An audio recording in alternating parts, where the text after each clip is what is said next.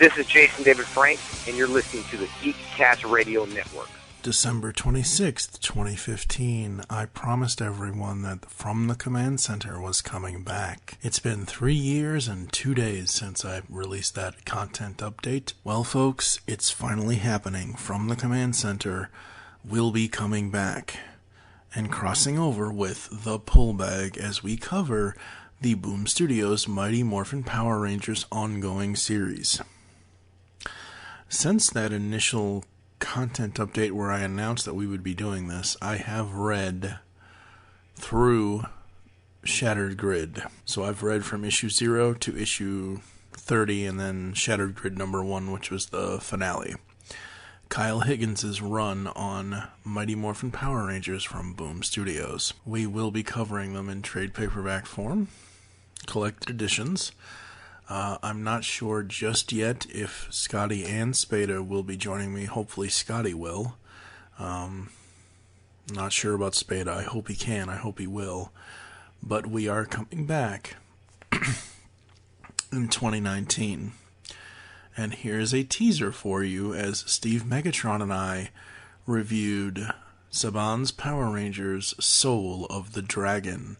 Written by Kyle Higgins, this is a one-shot story. Enjoy, everyone, and may the power protect you. We'll see you in 2019, because March is Mighty Morphin March. Hi, this is Kyle Higgins, and you're listening to the Geekcast Radio Network. Hello, and welcome to The Pull Bag. This is episode 335, kicking off the new year. 2019 is here. I am, of course, TFG and Mike.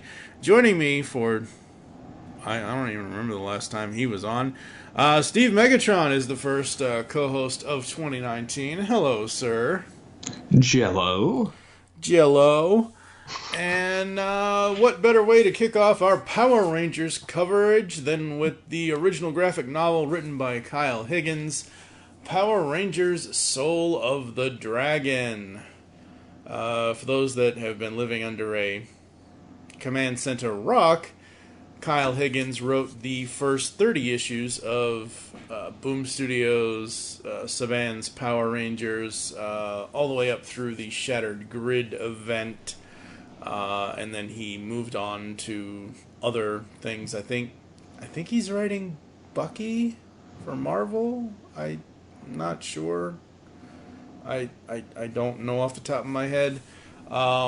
But yes, Power Rangers Soul of the Dragon. I've told this story before. I think March of last year in 2018, I went through and bought as many as I could available. The first 4 or 5 trades of the Boom Studios Power Rangers main comic ongoing, and I read through them within a whole weekend. All 3 or 4 or 5 or whatever it was, and damn, what Boom Studios is doing is exactly what Power Rangers fans have wanted for decades at this point. Mm-hmm. Old Man Tommy. Yeah, with this. Yep, we get Old Man Tommy with this. Power Rangers Soul of the Dragon. As I said, creative on this is Kyle Higgins as writer, Giuseppe Cafaro on illustrations, and Marcelo Costa is the colorist. Ed Dukeshire is the letterer, and the cover was done by Nick Robles. I assume I'm saying that name correctly. We butcher a lot of names around here inside the Pull Bag. And obviously, special consultant Jason David Frank. Because, JDF needs to, Who knows a role better than the man himself? Exactly, yeah. I mean, he's kind of taken the role and not really... Well, he made it his own, but past the time that he was on television 26 years ago, with Boom Studios doing the Power Rangers comics now, it's Tommy Oliver has really grown in the last 26 years. So when you first heard about this, I assume it was because of me. I could be wrong, but what were your initial thoughts after hearing about this story that was coming at the time? I liked the art. Mm-hmm. Because you got almost the Old Man Logan vibe out of him. Oh, yeah. But you had all 5 of his his power suits. Yep. The some of the interesting twists in the beginning of it, though, were what threw me when I actually started reading. Yeah. Yeah, I was not sure where this was going, but I absolutely love where it went. I think it's an amazing story, and it's a story that has been, I don't want to say needed to have been told, but when a writer or when a creator has a thing that they want to do, and the powers that be say, yeah, sure, go for it, kind of a thing, and I don't know how much free reign Kyle had on this for the writing of the story or anything. I assume enough. But yeah, I mean, this was so fun. I love Giuseppe's art in this. The story it starts off with Tommy and Catherine at a party. They're married, I assume, together, dating, whatever, and they have a child together. So They were married. They were married, but they probably aren't now. I'll say this with the art, the party Tommy in the beginning of this, I love the look. They kind of changed the way the beard looks in the car scenes with Catherine and that other cat. It's not exactly my favorite, but other than that, it's still all good. The basic story is that Tommy has to save his son, but Tommy himself is having a bunch of back problems. He has, implants and things like that, and Cybernetic implants because he was ravaged in battle as his Green Ranger. Yep. Man, that dragon which unfortunately damaged his morpher. I said which unfortunately damaged his morpher, so yeah. Yep. I like that they can tell this story years in the future, and Tommy is still around, and all of this, and I like that they're able to do this. I think this is really, really cool. I love how they work in the Master Morpher from not Shattered Grid. The most recent Power Rangers crossover. Yes, Dimension in Danger. I love that. I think that's super cool. And it could only be Tommy that would have something like that, because he's been a Ranger so long. As you already said, he has at least 5 different Ranger power sets, and being able to switch between them all, even though in this story you can only use them once. Very, very cool, very interesting. Well, what was great about it was the unfortunate part was once he used it, he was done. Yeah. With that Ranger power, because the Master Morpher was damaged, and he wasn't able to quick change between multiples, and so he had to go in the basically a straight order, which was the reverse order, and started out with the Black Dino Ranger. Yep. And then went to Turbo, which is funny because he didn't keep that power, so it's funny that was included and he didn't use it in the show.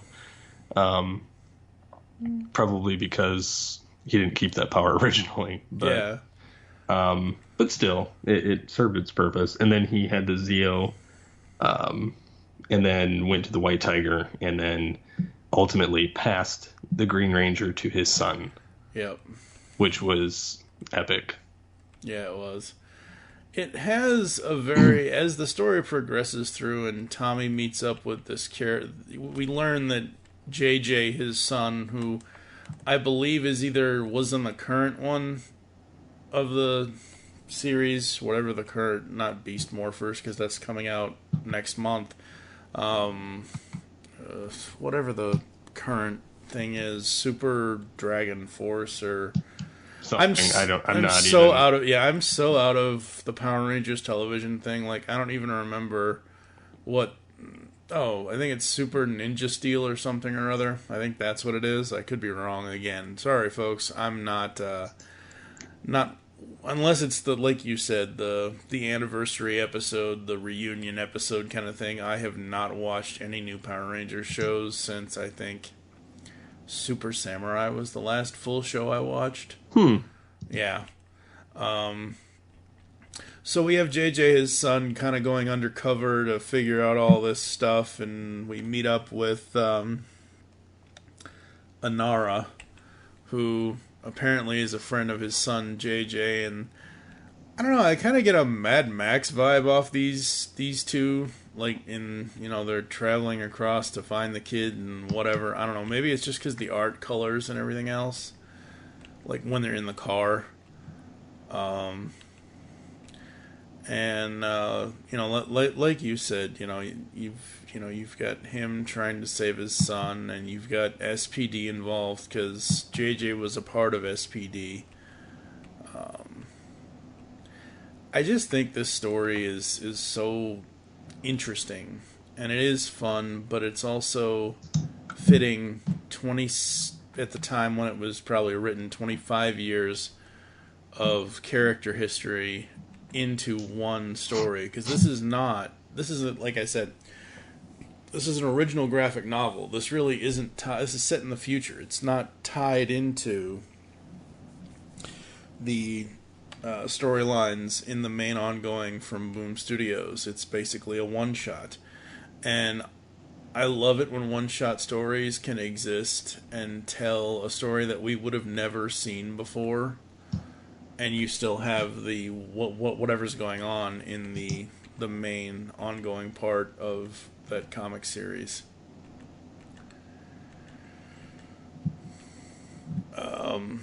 So basically, we track AJ down, or not AJ, JJ, I should say. Not, where the hell did I get AJ? This is not WWE. It's not AJ Styles over here.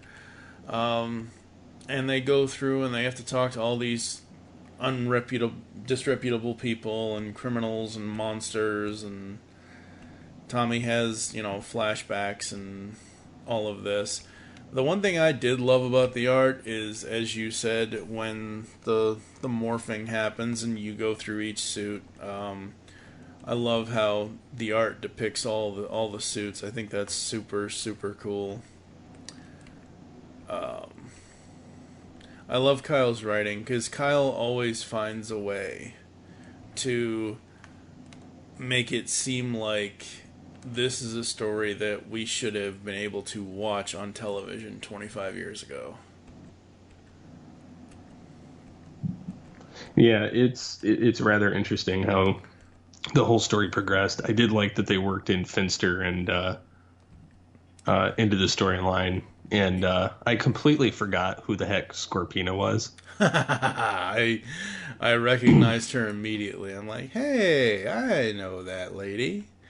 And I like that because this is a future story that they still use past characters, but they're not reliant on Rita or Zed, kind of a thing.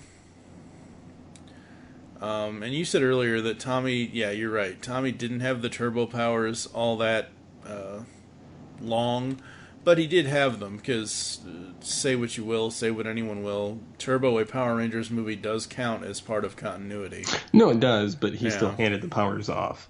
Yeah, true. But that Ranger also became a Blue Ranger for, space or something? Yeah, TJ became the Blue Space Ranger afterwards, because Andros was the Red Space Ranger at the time. So we get, his son and him and whatever battling these people as he's, losing the red turbo power. He has more back problems with his cybernetic implants. And I just think that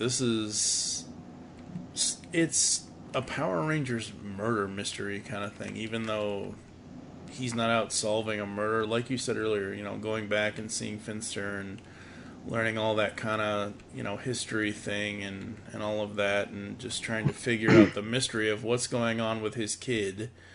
And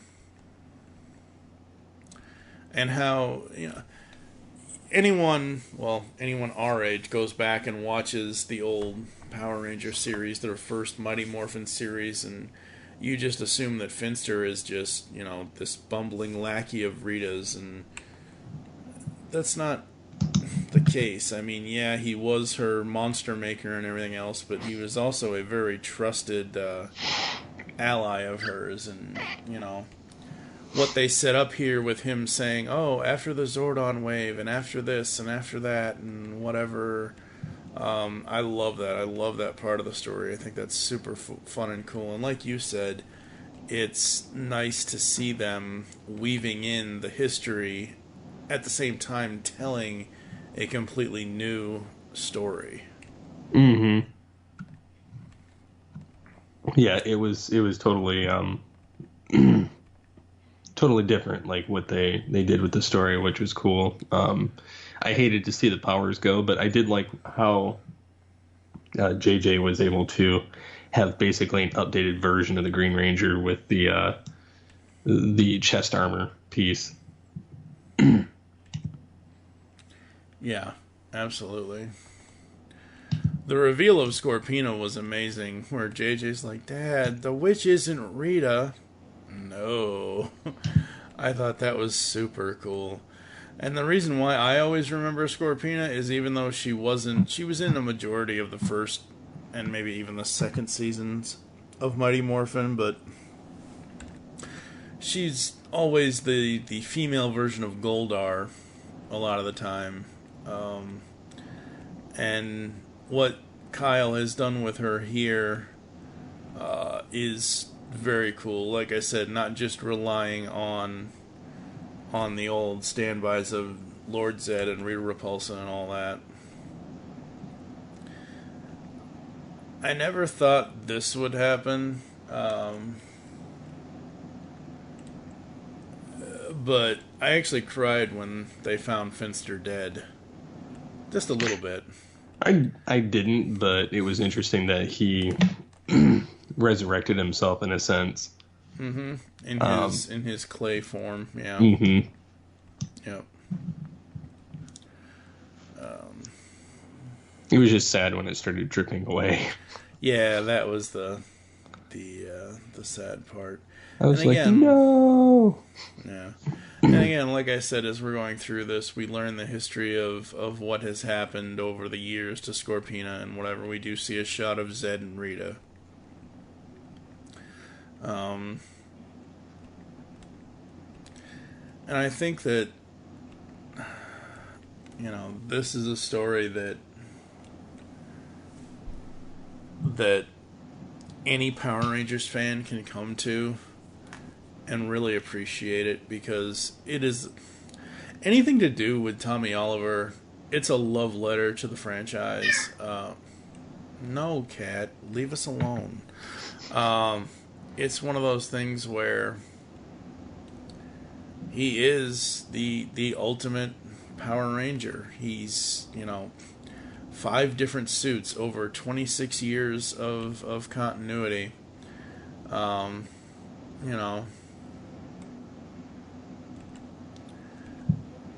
And they come up with this plan to stop Scorpina, and I love JJ where he's like, well, finally, I've had her talking for like 5 minutes. Like, about time. Do your job, Tommy. And then she finally was like, wait, what? Yep. Exactly. And like you said, the white powers fade, and he passes the Green Ranger power on to JJ, and JJ is the new green SPD Ranger, coming up in the next story or whatever kind of thing. And it's much like it's almost as if JJ using the power is like it's like the old days when Tommy would take off the shield and transfer it to Jason. Mm-hmm. So you'd have the Red Ranger with the gold shield kind of thing. It's that kind of deal. And by the end of it, the whole family, reunites and hugs it out and all of that. And I do love Tommy's final words here. In all seriousness, it's fitting. I've defined myself for so long with being a ranger, but the future is in good hands. We hope so. And, we have all that going on. And it's a nice little passing of the torch kind of thing. I love seeing the designs at the end of the book. I think that's super cool. I love that they give you a preview of Mighty Morphin Power Rangers Volume 1. Because if you have not read any of Boom Studios' Power Ranger stuff, folks, you really should. It's so good. It really, really is. Soul of the Dragon, I wasn't sure, even when I read the synopsis, I knew what it was going to be about, but I wasn't sure how the story was going to be told, and now that I've read it and absolutely love it, this is easily one of the best comic issues of 2018 for me, if I was making a list of top comics that released in 2018. Any other thoughts on your end? Anything you kind of just felt iffy about on it, or is it all good? It was good. I just wish that they would have been able to at least have some kind of a hint that he got to keep at least one power.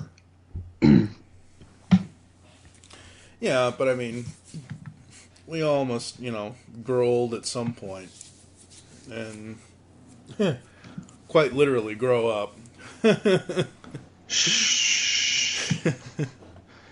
He's supposed to, be the ultimate ranger forever, so. And he will be, and I'm sure people will tell other stories with him now. I'll say this, folks, I have read up to issue 30 and the Shattered Glass #1 kind of finale I've read the first part of the Power Rangers comics from Boom Studios. I have not read anything from the Beyond the Grid storyline, which is after Shatter the Grid. But I just love that Boom Studios has the Rangers license, and they're doing these stories. I think it's super fun, super cool, and it's what we've wanted for so long. I remember when we first started podcasting almost 10 years ago now, and it's like, we want a more serious Power Rangers with Tommy Oliver and his powers. Well, 10 years later, boom, here you go. That's what you get. A cool story. A story of the character of Tommy, coming to the realization that he needs to redefine himself after all this time, and basically coming to the point of acceptance and saying, hey, I had my time, but, now it's time for my son to shine as the new era of Power Ranger. So I hope Kyle does come back to the series. I hope he has some sort of kick-ass idea rolling around in his head that he wants to eventually come back and tell on the Boom Studios stuff. We will be doing more Power Rangers reviews here inside the Pull Bag coming up in Mighty Morphin March of 2019. We've got episodes 341 to 345, which are the first 5 volumes of the main ongoing series from Boom Studios. Other things coming up in the new year, folks, I'm not sure.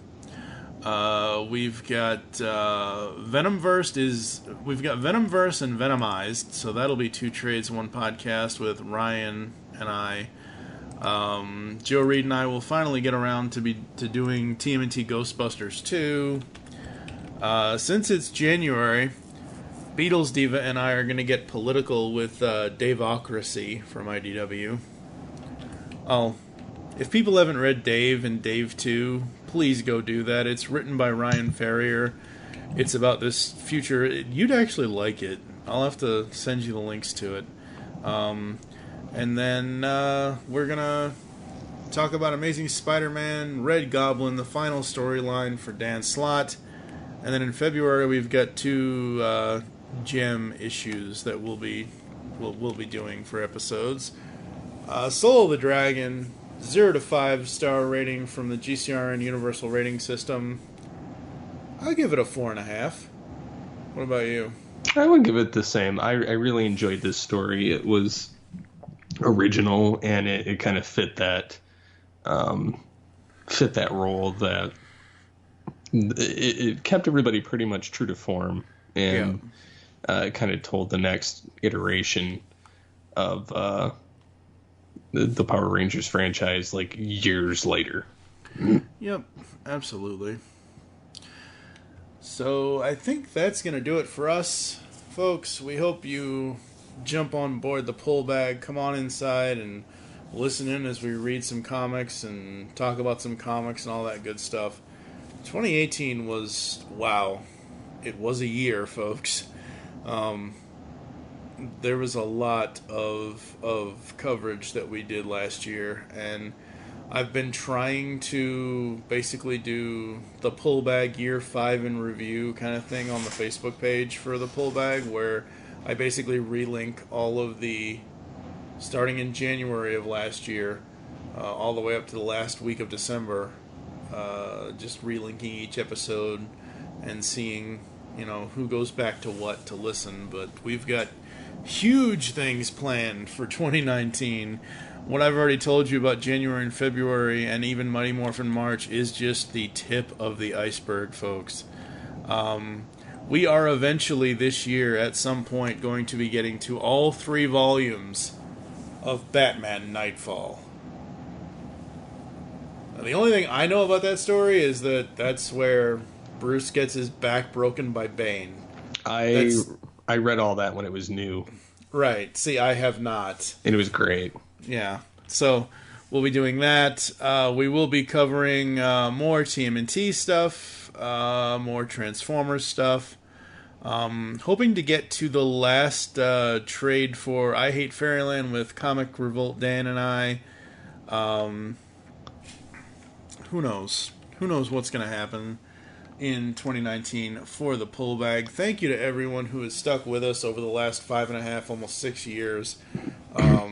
I know it's not everything that everyone wants to listen to, but we find franchises and stories that we want to talk about, and that was the whole point of the show in the beginning, and that's, all this time later, that's still the point of the show. I try my best to cater each episode to have myself talking about the comic and also having a co-host that also wants to talk about it. Like, I've got Steve for various Batman things and other things like this. JT mostly does the Batman Beyond stuff with me, and Ryan and I, and to another extent, the Fembots, Lady Wreck, Beatles Diva, and Hahi Prime do a lot of the Transformers stuff. So Joe Reed and I do the TMNT stuff. So the pull bag has something for everybody, and we're constantly expanding that. So who knows what's going to happen? Who knows? Where can the people find you online, sir? Mostly on the Twitters at SCP21. I am at TFG and Mike. You can follow at the Pullbag. Also follow at Geekcast Radio on Twitter. Look us up on Facebook. Go to geekcastradio.com. I should say, even though we're not announcing it or saying anything specific about it, the all-new geekcastradio.com, because we launched a brand new website this month. And, make your great escape into comics. We will catch you next time here inside the Pullbag. Hello, everyone. This is Jason David Frank, and you are listening from the Command Center, Geekcast Radio Network.